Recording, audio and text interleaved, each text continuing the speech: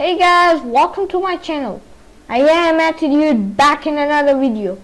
In this video, we're going to be talking about how to set dark theme in Windows 10. I know you guys are bored of this light theme in File Explorer and many other settings. So if you haven't liked, share, subscribed to my channel yet, do it now. I'll provide more content like this. Without any further ado, let's get started. As you can see, this is the light theme of File Explorer, and this is so boring. Now the first step that we need to set up is go to settings, go to personalization. If you don't find that here, go here and type in personalization or PERS, then you will see the color settings.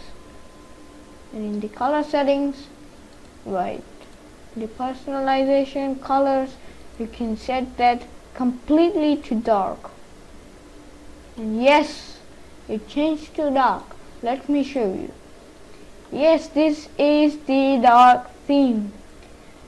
Thank you for watching, guys. If you haven't liked, share, subscribe my channel yet, do it now. I'll provide more content like this. So I am AttiDude, signing out. Yeah.